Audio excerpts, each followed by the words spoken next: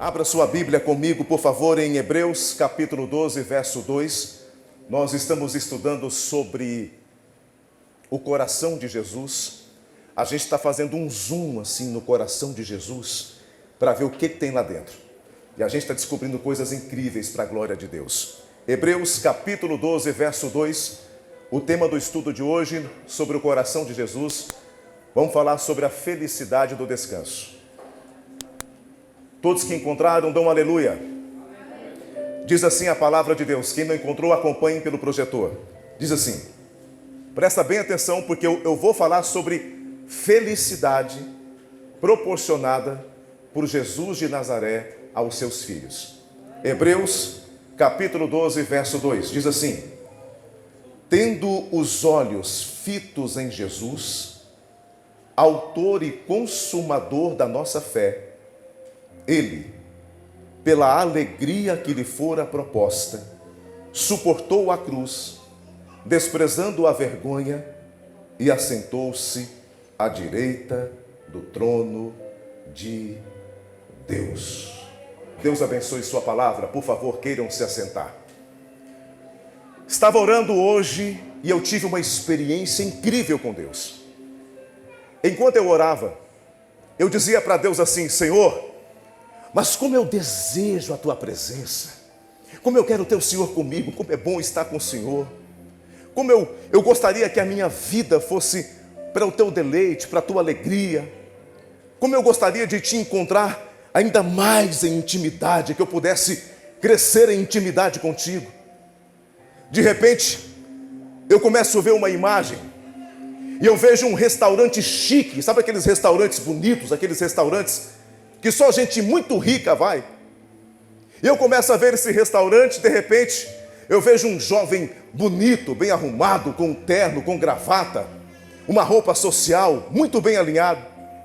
E esse jovem, com um olhar apaixonado, com um olhar de muito deslumbre por aquilo que estava acontecendo, eu via ele preparando uma mesa, colocava um pano branco sobre ela. E nessa mesa ele pegou um pouquinho de vinho, colocou sobre ela uma pequena tacinha de vinho, ou era um suco de uva, não sei, colocou em cima dessa mesa, e eu estou lá observando, estou lá vendo, e Deus me dando essas visões. Aí esse jovem com um olhar apaixonado, de repente, ele pegou e colocou um buquê de flores em cima dessa mesa, uma comida saborosa, gostosa. Ele mexia de um lado, mexia do outro, e aquilo para ele tinha uma importância sobrenatural.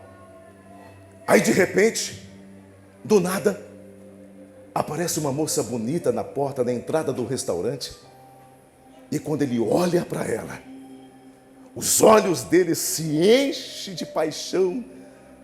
Ele fica olhando por essa moça que entra pela porta do restaurante, ela vestida de branco, toda bonita. Ela vem em direção a ele, e ele, de forma educada, levanta da cadeira, pega na mão dela, coloca ela sentada diante daquela mesa, e aí conversa vai, conversa vem. Ele pega um anel, coloca no dedo dela e a pede em casamento.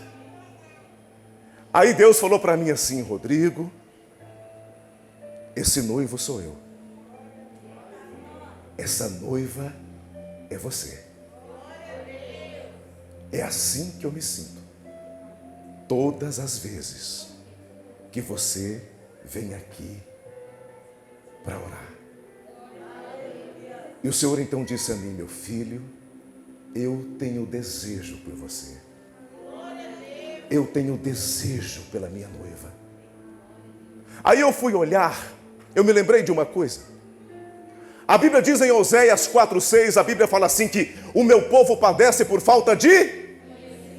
Você sabe o que significa conhecimento na língua hebraica, na língua original? A palavra conhecimento, todas as vezes que ela aparece na Bíblia, a palavra conhecimento, ela indica intimidade entre um casal. Por exemplo, quando José, a Bíblia diz que José não conheceu Maria enquanto Jesus não havia nascido, ou seja, José não teve intimidade de casal, o conhecer é a intimidade entre um casal. Sabe o que isso está querendo dizer? Que a intimidade na oração com Jesus é tão prazerosa, é tão poderosa, que ela se assemelha à intimidade mais profunda que existe entre um casal.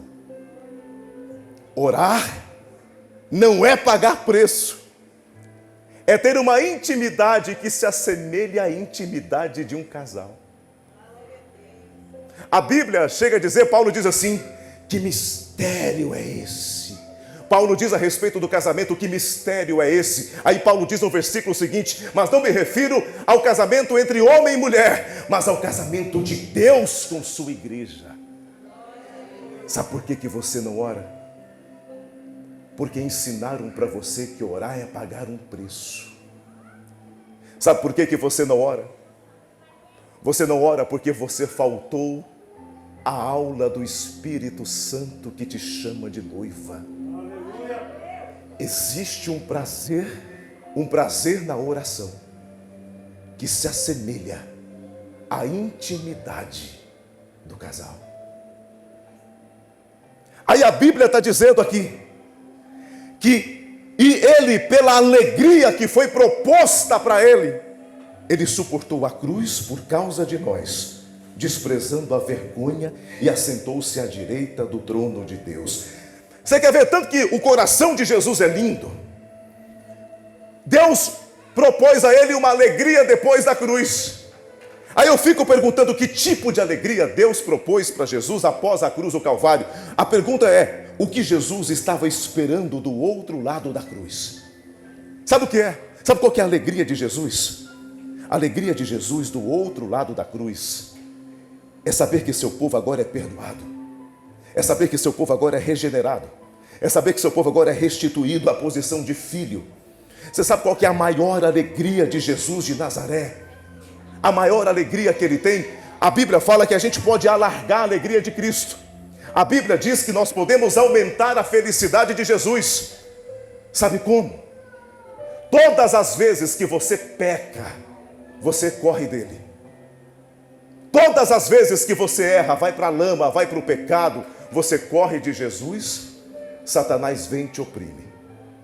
Mas a Bíblia está dizendo em Hebreus 12:2, que a alegria de Cristo após o sofrimento que ele teve na cruz é saber que um filho dele, que está no pecado, está na lama, está no chão, todo sujo, reconhece que o trabalho dele, o sofrimento dele na cruz do Calvário não foi em vão, porque agora seus filhos vai até Jesus e em Cristo pede perdão e é perdoado. O perdão dos pecados é a primeira onda da graça.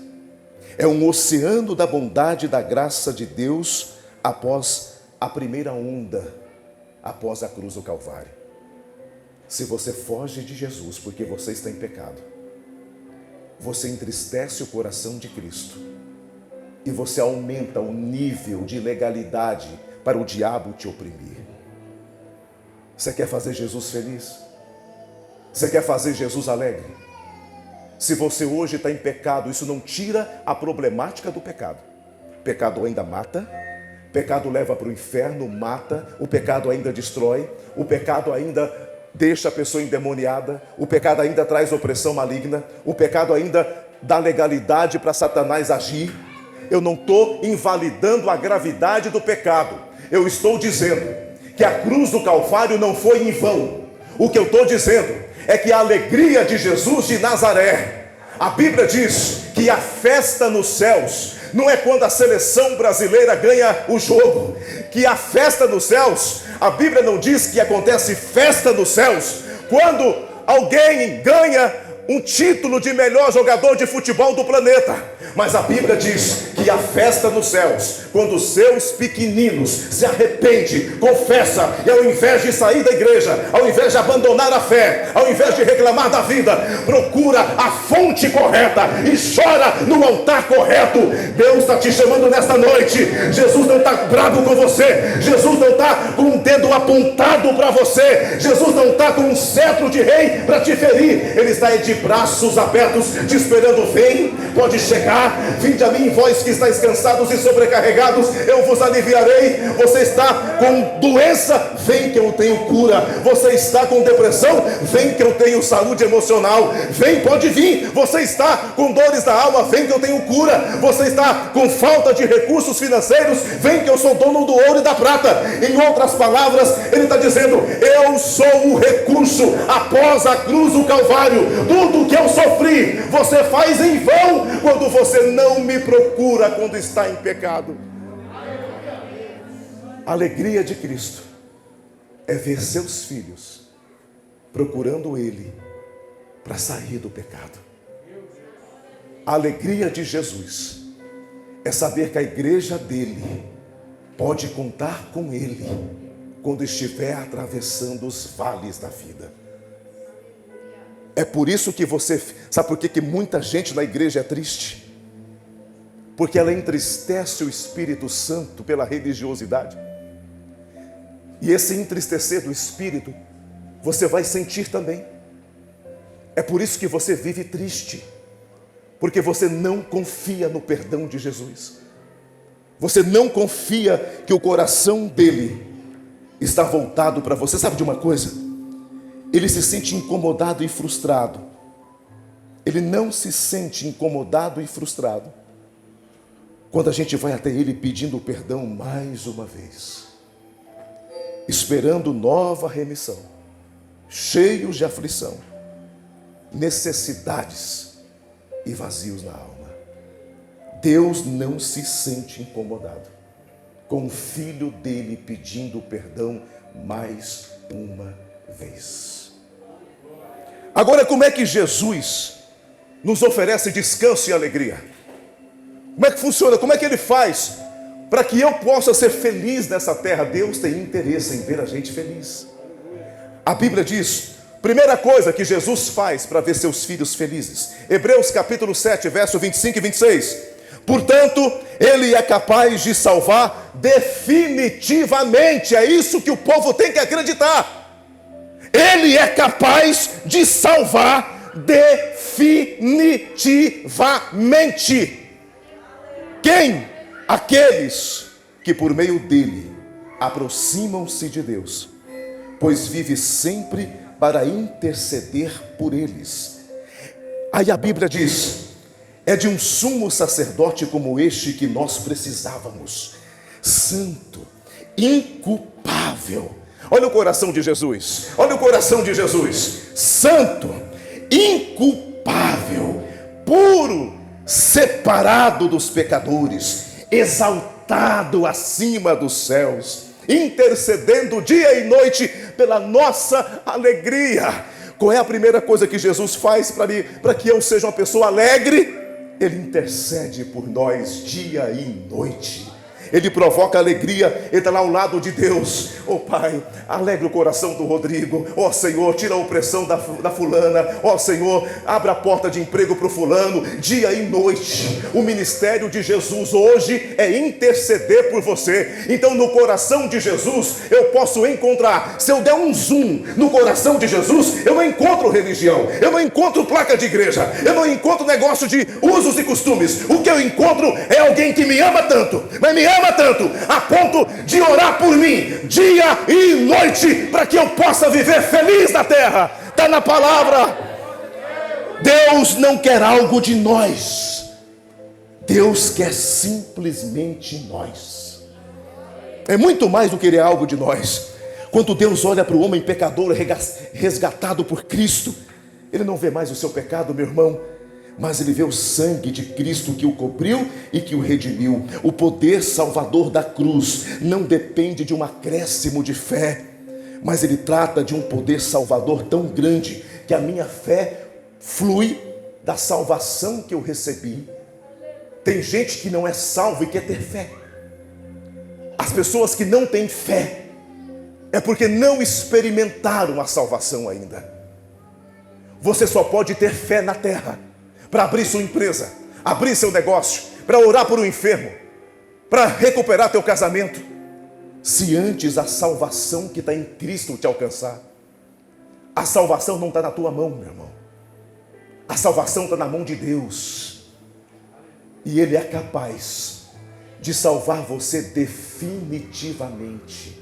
A palavra salvar significa transformar. Deus é capaz, está na palavra em Hebreus 7:25. Deus, Jesus é capaz de salvar você definitivamente. Vai parar com esses altos e baixos, vai parar com essa procrastinação. Ele é capaz de arrancar de você a procrastinação. Jesus está falando aqui, Ele é capaz de salvar você de forma definitiva, para que você saia desses altos e baixos emocional. Ora está bem, ora está mal, ora está com fé, ora está sem fé, ora quer para a igreja, ora não quer mais, ora está cheio, ora está vazio. Ele é capaz de mudar essa situação, de salvar você definitivamente, tirar de você essa inconstância que começa uma coisa e nunca termina. Você não consegue concluir o que você começa, é porque a salvação definitiva não chegou. As pessoas abortam o tempo todo o processo de salvação. A salvação, o processo pode ser abortado. Gente que começa uma coisa na igreja e não termina, é inconstante em tudo que faz. Então no coração de Jesus tem isso. Ele intercede por nós dia e noite. E lembre o que o autor de Hebreus quer dizer quando ele fala Jesus está sentado à direita de Deus. No fim de Hebreus 12:2, ele diz também em Hebreus 1 verso 3, olha o que a palavra diz: o Filho é o resplendor da glória de Deus. Ele é a expressão exata do seu ser, sustentando todas as coisas. Ele sustenta todas as coisas. Ele sustenta todas as coisas por sua palavra poderosa.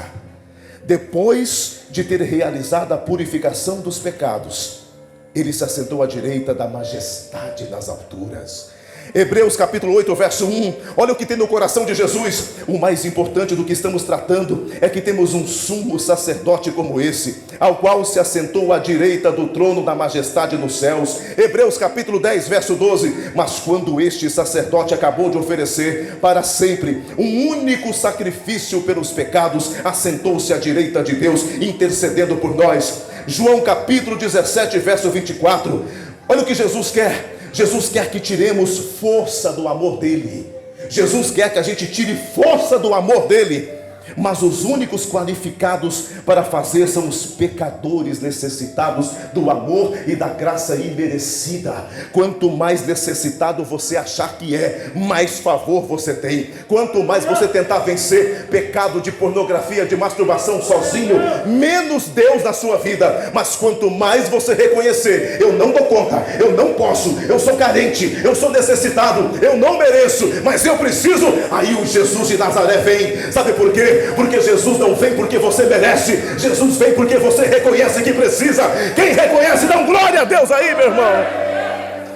O texto diz: Ele não deseja que a gente seja simplesmente perdoado. Jesus não deseja que eu seja simplesmente perdoado. Ele deseja a mim. É mais do que ser perdoado. Jesus deseja você.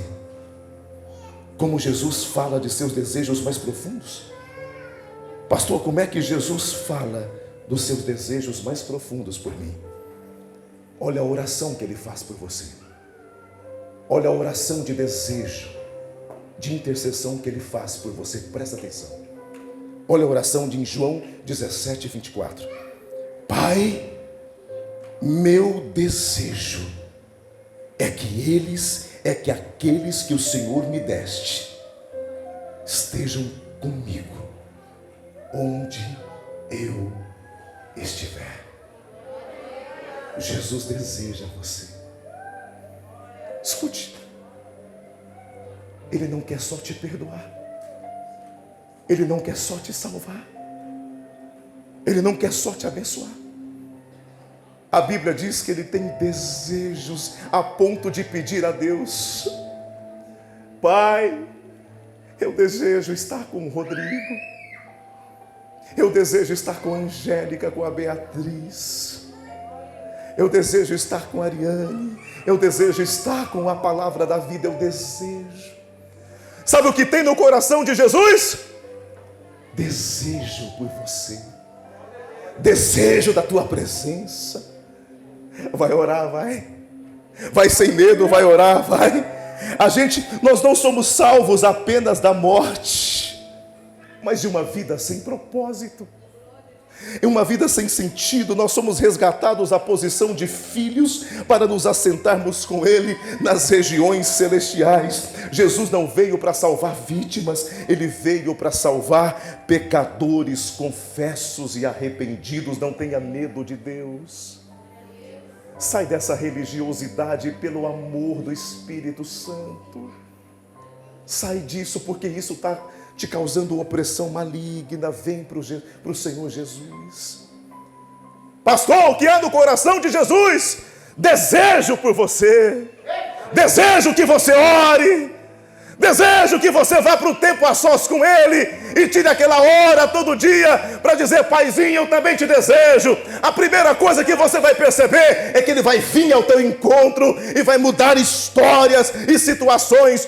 Oração é alimento do Espírito, é desejo por Deus. Sabe por que a gente não ora? Porque a gente não deseja Ele. Sabe por que a gente não ora? A crise é de amor. A crise do povo de Deus é crise de amor por Deus. O povo não ama a Deus. O povo aprendeu que congresso está a bênção. Tem gente que chega ao ponto, ao absurdo de falar: nossa, hoje eu vou na igreja. Por quê? Porque tem um congresso, tem um pregador de fora. Hoje Deus vai falar. Nada mais religioso e diabólico do que isso. Sabe qual o demônio que está nessa pessoa? Qual o demônio que habita nessa pessoa? Um espírito chamado espírito rastejante. Espírito que cega a pessoa, porque a unção está na casa. A unção está na casa. A unção está na casa. Nada mais diabólico do que isso. Sabe onde Deus fala comigo? É no congresso? Não. Onde Deus fala comigo? É no quarto secreto. Entra para o teu quarto, fecha a porta, em silêncio, fale com seu pai, que em secreto te vê e te recompensará.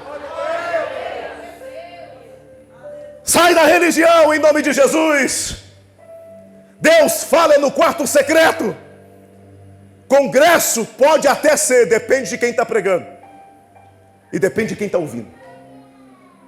Porque religioso vive gente, Deus não fala para você sentir. Deus fala para você saber. Deus não fala para você se arrepiar. Deus fala para você se transformar. Deus não tem compromisso com arrepios. Deus tem compromisso com a verdade da palavra escrita no Evangelho.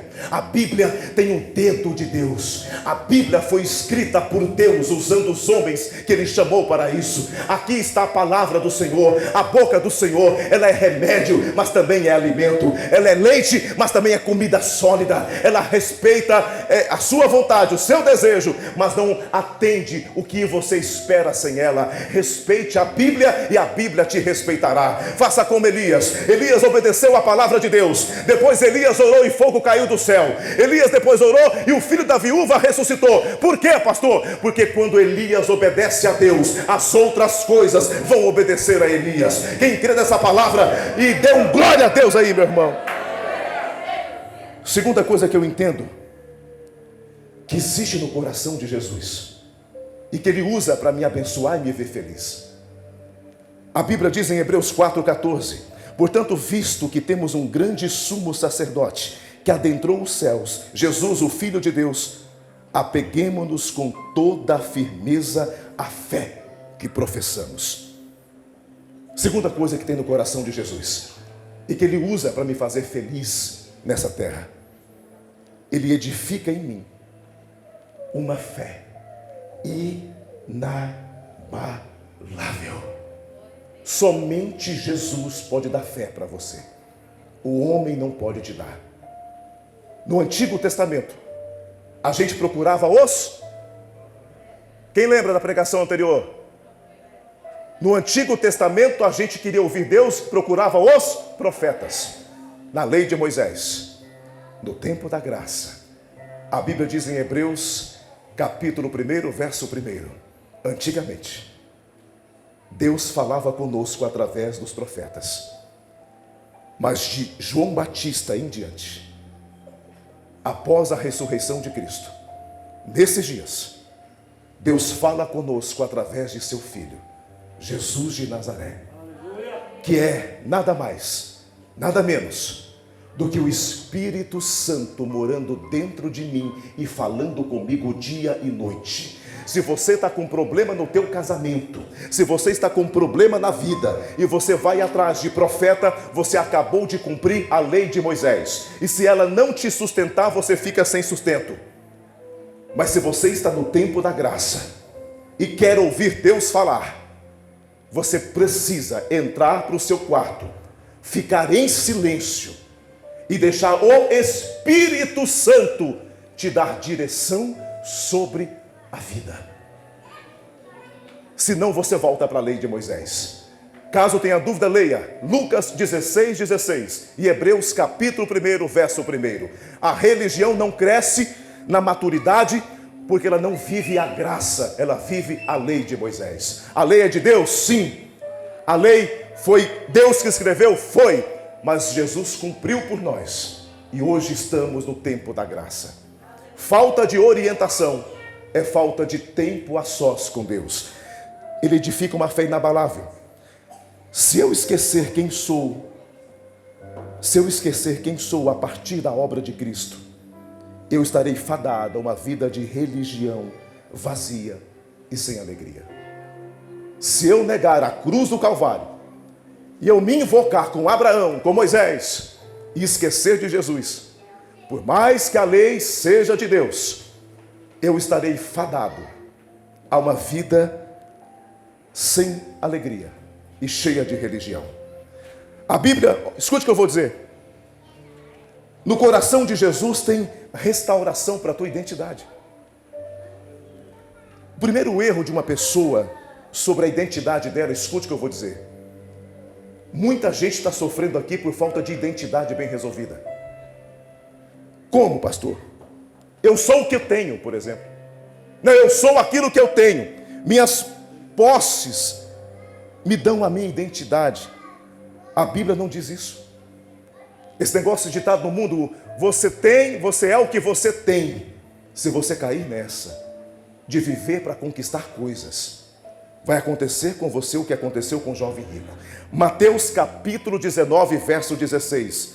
Jesus respondeu ao jovem rico: se você quer ser perfeito, vá, venda seus bens, dê aos pobres e você vai ter um tesouro no céu.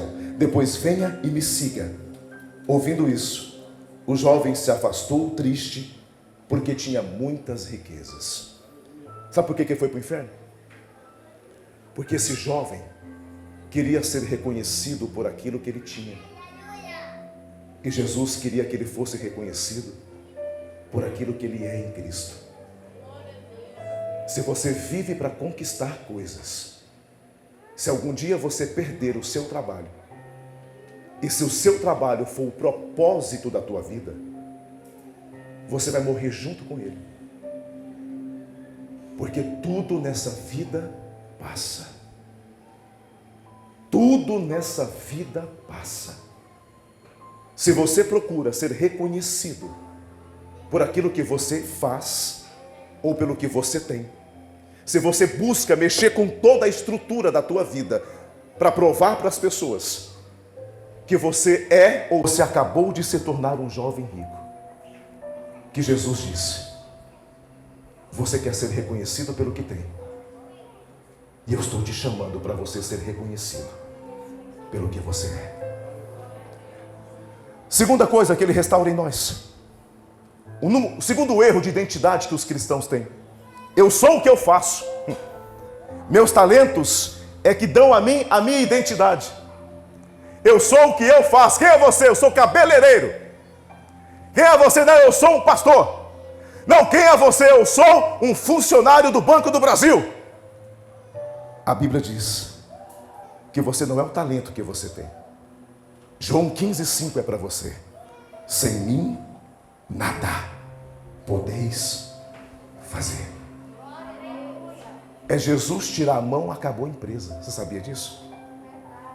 É Jesus tirar a mão, acabou seu talento. É Jesus tirar a mão, acabou o ministério. É Jesus tirar a mão, acabou a vida. Então, se você troca Jesus pelo seu trabalho, você acabou de dizer: eu sou o que eu faço. Aí logo é questão de, se for salvo, então, é questão de tempo, de Jesus tirar a mão e dizer: então vai, meu filho, pode ir. Você sabia? Eu falo ou não falo? Onde é que o filho pródigo caiu em si? Dentro da igreja ou fora da igreja? O filho pródigo se arrependeu dentro ou fora? Jesus tira a gente da igreja e põe para fora e deixa ir para o chiqueiro.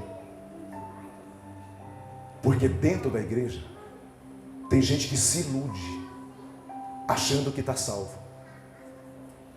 Então ele põe para fora para ver se a pessoa reconhece que ela está mais perdida do que porco. É por isso que pastor que se preza, ora, porque o próprio Deus, eu poderia falar da dracma perdida, que se perdeu dentro de casa sem consciência. Poderia falar da parábola que vem antes da dracma perdida. Poderia dizer da parábola da semeadura, que tudo aponta para que Deus tira pessoas da igreja e põe para fora, para que lá fora elas cheguem à consciência do quanto estão indo para o inferno e do quanto estão perdidas. Quer ver? Posso provar? O irmão do filho pródigo participou da festa. E ele estava onde? E a festa é o quê? A salvar dentro da igreja, sem consciência de que estava no inferno. Filho pródigo, fora da igreja, com consciência de que tinha que voltar porque estava perdido. Não espere Jesus permitir o diabo te colocar para fora. Resolva a tua identidade, meu irmão. Resolva a tua identidade. Terceiro erro que eu vejo nos cristãos, que a Bíblia diz, nos ensina. As pessoas falam assim: eu sou o que os outros pensam de mim. A minha reputação concede minha identidade. Mateus 6,1. Tenham cuidado. Olha o tanto que é diabólico uma pessoa que vive por opiniões dos outros. Olha o que diz a palavra. Tenham cuidado de não praticar suas obras de justiça diante dos outros para serem vistos pelos homens. Se fizerem isso, vocês não terão nenhuma recompensa do Pai Celestial. Nenhuma recompensa. Se eu vivo para agradar os outros, se eu vivo para agradar as pessoas, eu perco a recompensa do meu Pai. Quarto erro. Eu sou uma pessoa isolada, eu sou um lobo solitário. Meu corpo e meu espaço pessoal é a minha identidade. Eu gosto de ficar sozinho, não gosto de ir para a igreja, eu gosto de ficar sozinho. Ok, Atos 17, 26, 28. Deus, de um só, fez ele todos os povos, para que povoassem toda a terra, tendo determinado os tempos anteriormente estabelecidos e os lugares exatos em que deveriam habitar. Onde você nasceu, a igreja que Ele te colocou, o lugar que você está, Deus te colocou por um propósito para você viver em comunidade. Lobo solitário é Satanás. Você é filho, e filho tem pai. Filho tem mãe, filho tem família, igreja, uma família para pertencer. Quinto erro que eu vejo: eu sou o que falta na minha vida.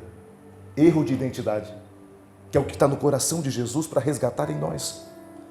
Meus desejos me dão a minha identidade. é como se fosse assim: o dia em que eu completar 40 anos, então eu irei começar o meu ministério. Você não é filho, então. O dia em que eu tiver um carro bom para andar, aí eu estarei feliz. Então você deixou de ser filho de Deus.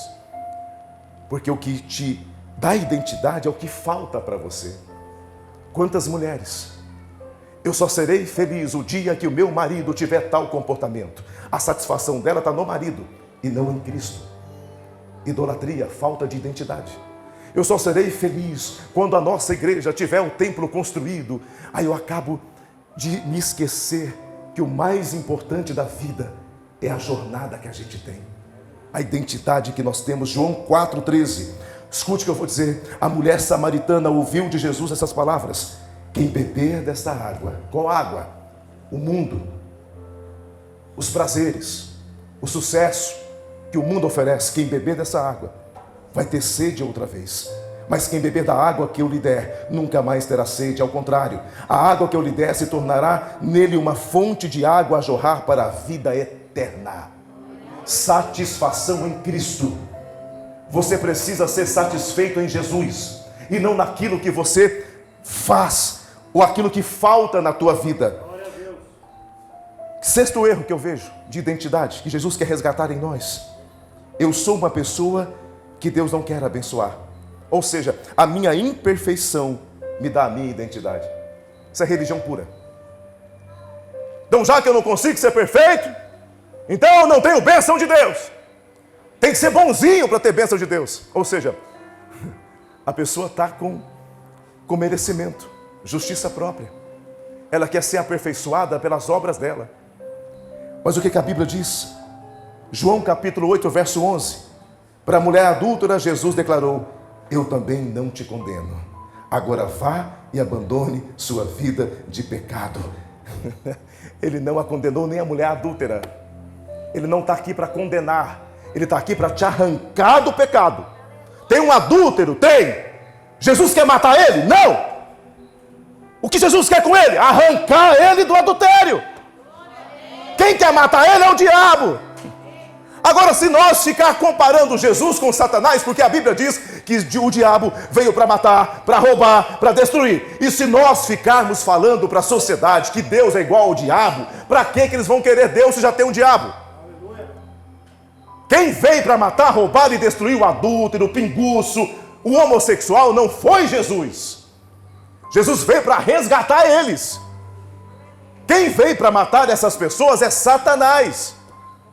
Então para de achar que Deus quer te matar porque você está vivendo um problema. Pelo contrário, volte-se para o Filho de Deus, peça perdão e ajuda, como fez a mulher adúltera. É o contrário, a religião confunde. Gente, a religião destrói mentes, é um trem danado. Olha o que ele diz para a mulher adúltera. Vamos de novo, João 8,11.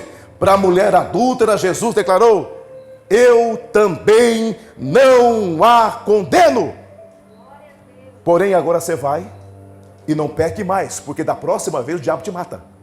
Da próxima vez os fariseus te tacam pedra até você morrer. Mas não é ele. Ele quer te arrancar do pecado, é o contrário. Aí você foge de Deus, cai nas garras do diabo porque você pecou. Quem mata, gente, é o pecado, não é Jesus. Quem mata, gente, é o diabo, não é Jesus. Volta para o evangelho original da graça. Olha o que a palavra diz, Tiago 1, 23, 24. Aquele que ouve a palavra, mas não a põe em prática, é semelhante a um homem que olha a sua face no espelho e depois de olhar para si mesmo, sai, logo esquece a aparência, fica cínico. As pessoas na igreja estão com a seguinte questão: ouve, ensino, palavra, vai até enjoar e não muda de vida. O problema não está em Deus, não está na igreja, não está no Espírito Santo, não está em Jesus, não está na Bíblia. O problema está na gente. Eu preciso tomar uma decisão de seguir Jesus, a palavra dele, e me guiar por ela. A melhor forma de não esquecermos quem somos é aplicar a palavra de Deus. O que é uma fé inabalável? É uma atitude prática de confiança no caráter de Deus. Ele me prometeu a minha casa, Ele vai cumprir, eu tenho fé. Prometeu que meu carro, Ele vai cumprir, eu tenho fé. Prometeu o meu esposo, a minha família. Prometeu na minha vida espiritual, o meu ministério, eu acredito, eu tenho fé. A minha fé é inabalável. A minha esposa estava internada na UTI lá em Goiânia, desenganada pela medicina, mas dentro de mim Ele falava, eu vou trazer de volta. Então a fé é inabalável, eu creio, vai chegar, vai voltar, vai trocar o pulmão dela, a gente vai avançar, não vai parar. Isso é fé inabalável. A prática da palavra fortalece a tua fé, porque você só crê naquilo que você pratica. Você só toca baixo porque você ensaia. Você só vai crer que você é um baixista se você praticar. Assim é a nossa fé. Se você não praticar a palavra, você não amadurece nunca. Vai viver na lei. Ô Moisés, sinta Deus por mim, Moisés. Algum profeta pode ser usado por Deus para falar comigo? Pode. Mas se você procurá-lo, viver disso, você está vivendo a lei de Moisés no tempo da graça. Você necessita de quarto secreto. Você necessita de tempo a sós com Deus. Você necessita de ouvir por você mesmo a voz do Espírito Santo. Por quê? Porque tem coisas que Ele não vai falar com o outro não vai falar com o outro para você, Ele vai falar só com você mesmo. Não adianta procurar, não adianta. Isso é viver escravizado por uma religiosidade. É como se vivesse um cavalo no cabresto, o diabo sempre puxando aqui, vem cá, não é aqui, não é aqui, não, você é livre. O véu foi rasgado. O que o pastor da igreja tem, você tem. O Espírito Santo que Paulo tem, você também tem. Ouça, aprenda a ouvir a voz de Deus. Vá para o quarto secreto. Revelações profundas, coisas que ninguém nunca te disse, visões que você nunca teve, experiências sobrenaturais que você nunca experimentou. Onde estão? No profeta? Não. No congresso? Não. É no quarto secreto. Tempo a sós com Deus. Tem um encontro poderoso te esperando. Deixa Deus tocar você, meu irmão. Não ouça apenas e saia sem praticar. Entra para o teu quarto e fecha a porta.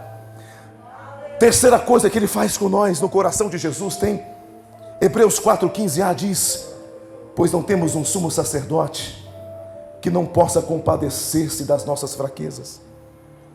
Ele se compadece de você, das suas dores. Você não está sozinho. Ele sente o que você sente. Ele chora com as tuas lágrimas. Ele é seu parceiro, seu companheiro. No coração de Cristo existe alguém que se sensibiliza com as nossas dores. A Bíblia diz que quando foi para ressuscitar Lázaro, o menor versículo da Bíblia é o que mais mexe comigo. Diante do túmulo de Lázaro, a Bíblia diz que Jesus chorou. E todos viam, meu Deus, por que ele chorou dessa forma? Sabe por que disseram isso? Porque no contexto ali de João, os deuses da Grécia, naquele tempo, eles eram deuses vistos como sem sentimentos. Olha para cá. Os deuses da Grécia eram vistos como sem sentimento, sem emoção. E quando Jesus chorou por seu amigo Lázaro, ele estava dizendo assim: o Deus de Israel é diferente dos deuses do Egito, porque ele tem sentimentos, emoções, sente o que você sente, chora com o que você chora. Sua maior companhia não é o travesseiro molhado. Sabe, mulher, quando você chora sozinha naquele travesseiro molhado, e você diz assim: eu só tenho o travesseiro, o seu Senhor manda te dizer: eu estou lá para chorar com você, eu estou lá para sentir o que você sente, eu estou lá para me compadecer, porque no coração de Jesus existe alguém que se compadece daquilo que eu sinto. Você nunca está sozinho. Vá para o teu quarto secreto, vai. Não importa o que você tenha feito, Ele não está bravo com você, não está. Vai. Isso eu não posso fazer por você, meu irmão. Jesus não tem notícias sobre o nosso sofrimento. A gente às vezes pensa, vai orar, fala assim, Ele vai trazer notícias sobre o meu sofrimento. Não. Ele sofre o meu sofrimento até hoje. E fala com Deus. Me defende. É como se Deus advogasse a minha causa contra o próprio Deus. Deus Pai está lá o juiz. E Jesus à direita me advogando. Não, Pai, a Fran precisa, Pai. Ele não merece, não, mas é por mim. Olha para mim, Pai. Aí Deus olha para Jesus e abençoa a Fran, ainda que ela não mereça. Seu advogado. Isaías 53, 4. Olha se um Deus, um Jesus desse pode ser ruim. Certamente Ele tomou sobre si as nossas enfermidades e sobre si levou as nossas doenças. Contudo, nós o consideramos castigado por Deus atingido e afligido. Jesus colocou de lado a sua imunidade de sentir dor. Espírito não sente dor, mas Ele preferiu sentir dor. Ele entrou em nosso mundo de carne e sangue, lágrimas e morte, por nós, morrendo em nosso lugar, a fim de que pudéssemos receber dele perdão para a vida eterna.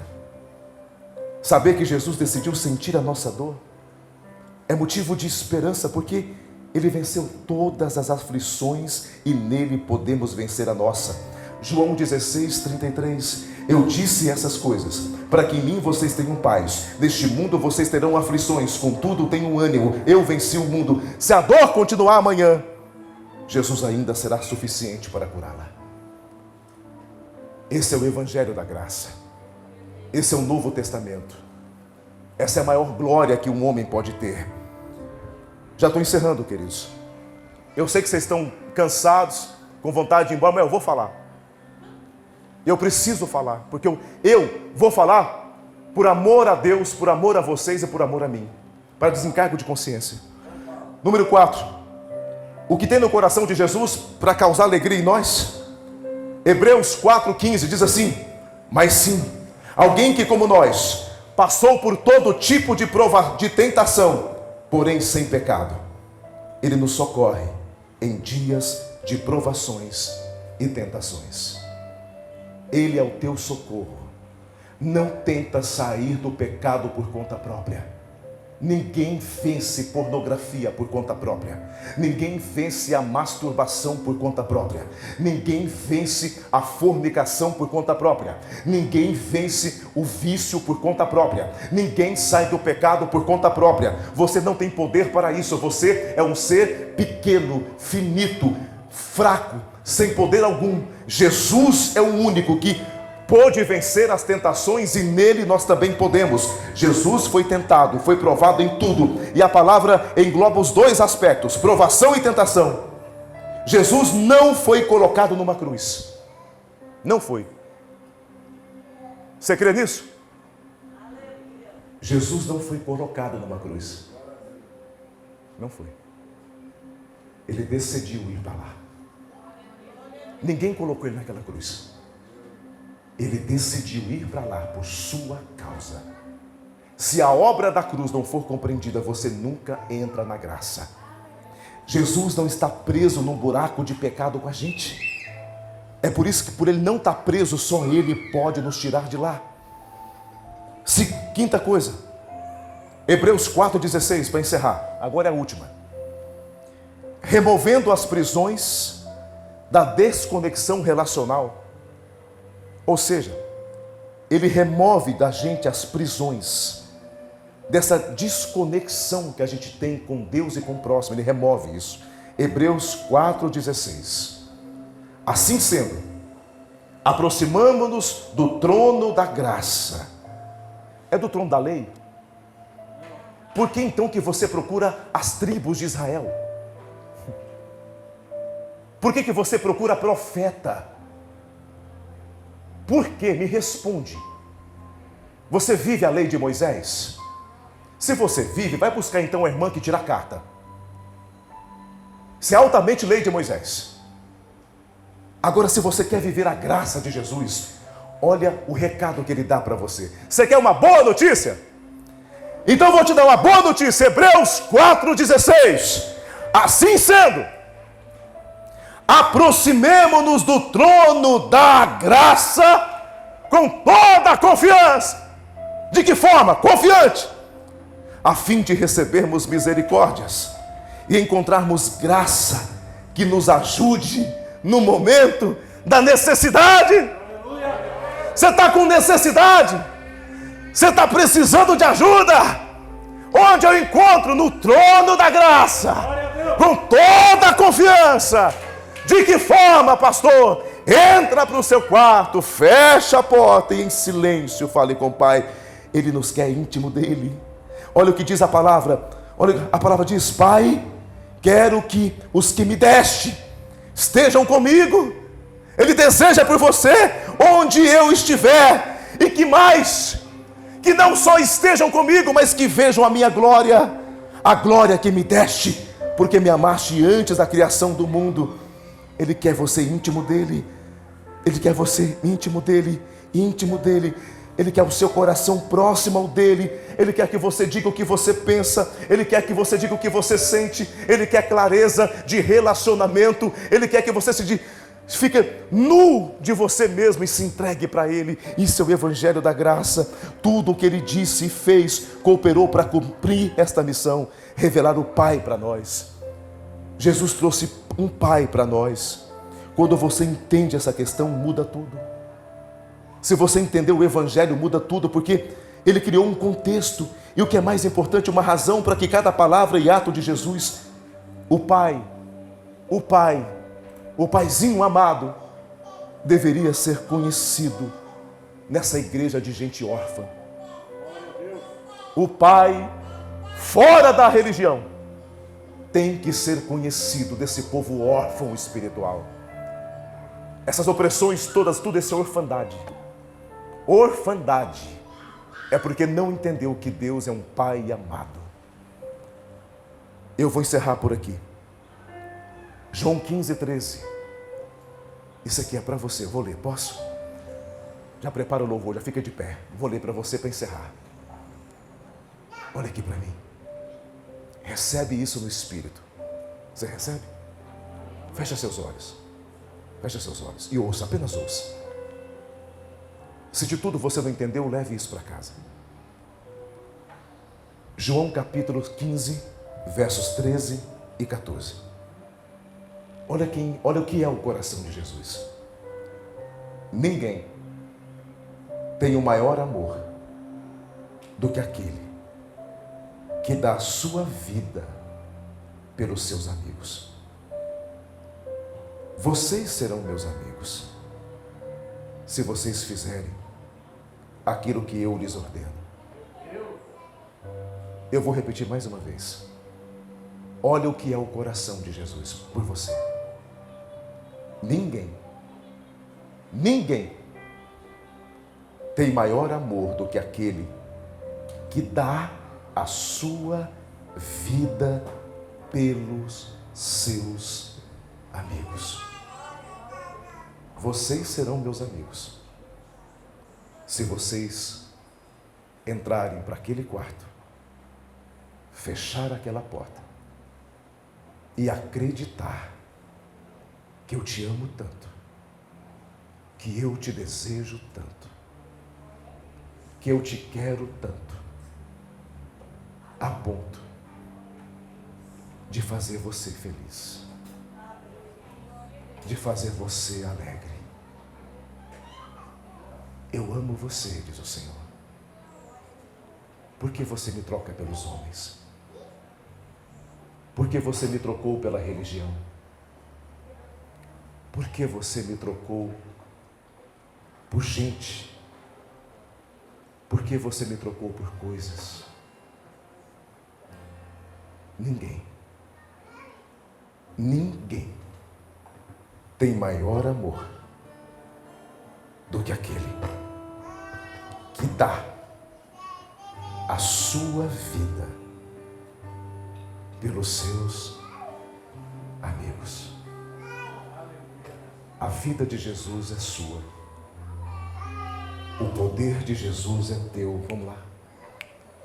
O poder de Jesus é teu. A glória de Jesus é tua. A cruz do Calvário foi por você. Vamos se arrepender por não orar? Eu gostaria de fazer uma oração. E se você de fato estar arrependido de não orar, de não tirar tempo para Ele, para ouvir Ele falar com você e ter a intimidade prazerosa, só arrependido, a fim de se reconciliar, se ponha sobre os pés. Só quem tiver a fim de começar uma vida de oração.